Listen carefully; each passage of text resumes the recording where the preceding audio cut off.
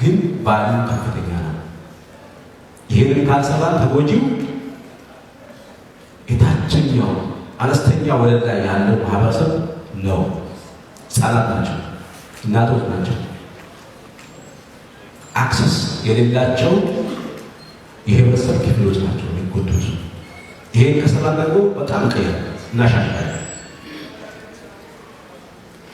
አሁን ባለው ተጨባጭ ሁኔታ ህክምናን ያሁላችሁ ካልኩሌት አድርጉት። ህክምና ታሞ መታከም ለፓራሳይት ነው፣ ለቶንሲል ነው፣ ለወባ በሽታ ነው። ትልቆቹ ተዋቸው፣ ኮስቱን አስቡ። ከዛ በኋላ በአመት አንድ ጥማር መሬት ያለው አርሶ አደር ከተማ ላይ ጉሊት ቸርችራ ምትዳደረን እናት ልጆች ኖሯት እሷን አስቡ። ይሄን ካሰብን ችግሩ ትንሽ ስፋት ይችላል። ስለዚህ ያደግማል። ይሄንን ግን ተከፋፍለን ከሰራን፣ ድርሻውን ከሰራን፣ ሁሉም መንቀሳቀስ ከቻለ፣ መቀራኘት ከቻለ አብዛኛው ነገር ትልቅ በጀት የሚጠይቅ ነገር አለ። በማያታችን ሁለተኛው ምቹ ሁኔታዎች አለ። ከቀድሞ አይገናኝ፣ በፊት ከነበረው አይገናኝ። ማሳተፍ ከቻለ፣ ማስረዳት ከቻለ፣ ችግሩን በደንብ አድርገን መቅረጥ ከቻለን አጋዦቻችን ብዙ ናቸው ያስባል። ሆስፒታል ያው ገነባል፣ ሆስፒታል ገነባል፣ ባይዝበቅ ሆስፒታል ገነባል። በ100 ቢሊዮን ገደማ የህክምና መሳሪያዎችን አሟላል።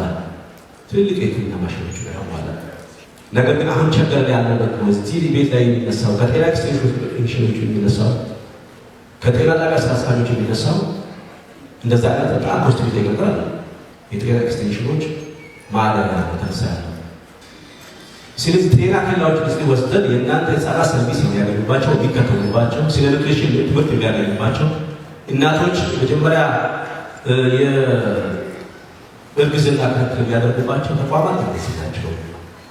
የሚያርፉት በዚህ ወገር ነው። ይሄ የምርመራ አልጋው ይሄን ይመስላል ብላችሁ ውስጥ ያዝጉ። ሰዎች ሰብሰባታችሁ አዝጉ።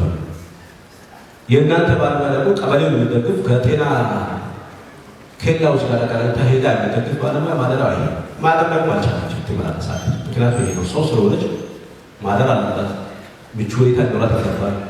ይህንን ኮሚትመንት የወረዳ ዋና አስተዳደሮች ወስዳችሁ ማየት የሚችሉ ጥሩ ይሆናል። ስለዚህ ቆርጦ መግባት ያስፈልጋል። ጤና ማምረት አማራጭ ነው። ይሄ ጤና ደግሞ ኢንዲቪጁዋል ነው፣ ማሰብ አይደለም።